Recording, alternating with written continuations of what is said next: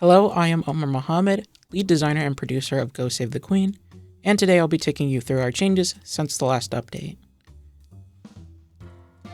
For those of you who haven't been following the game's development, Go Save the Queen is an escort tower defense game. In this game, you draw lines of ants to defend the queen as you escort them through different levels. For example, here I can draw a line of ants and they will attack the enemy and obstacle nearby. There are also different kinds of ants. For example, the cracker ant attacks in an area instead of a single target. Then there is also the wall ant that doesn't do any damage, but instead stops grounded enemies from moving in a direction. Since the last update, the team has been hard at work continuing making new content for the game. Almost everything that has been designed and planned out is now in some form of development, with large chunks entering the final stages, including bug checking and balancing. As for levels, this new demo now includes a proper tutorial level. Other levels have also entered development, but the team felt that these would not make sense for such a small demo, and so are being held back until later. As mentioned before, a lot more has been included into the game. These additions fit into 3 updates: the Physics Update Part 2, which brought more physics to the game, the Interactions Update, which brought in stuff the player could interact with beyond line drawing, and the Mass Assault Update. This brought in a ton of new enemies and units with focus on large amounts being spawned at once. Now to focus on some more specific elements.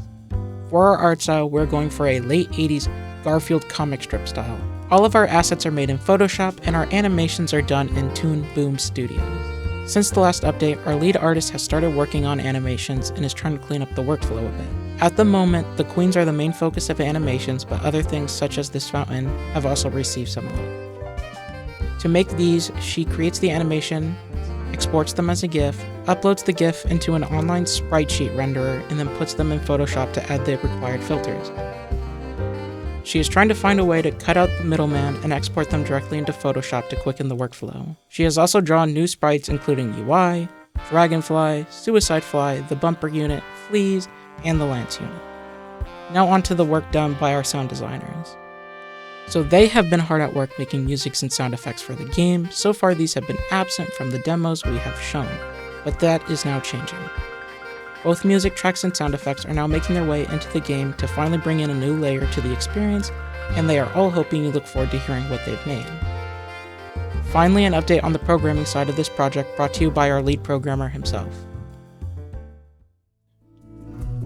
Hi, I'm Aiden Barrett, lead programmer on Go Save the Queen. Our little game that could has undergone a number of changes since our last update, the most notable of which is the performance improvements. In previous versions of the game, we had noticed a growing issue with ant and enemy spawning causing hits to the game's performance. To address this, we've implemented more efficient spawning systems for the units and enemies, as well as the use of a line instead of a series of dots to represent the player's ant drawing. As a result, line drawing feels far smoother than previous iterations. To accompany a smoother line drawing system, we've also added functionality for lines to be unable to draw on certain parts of the level.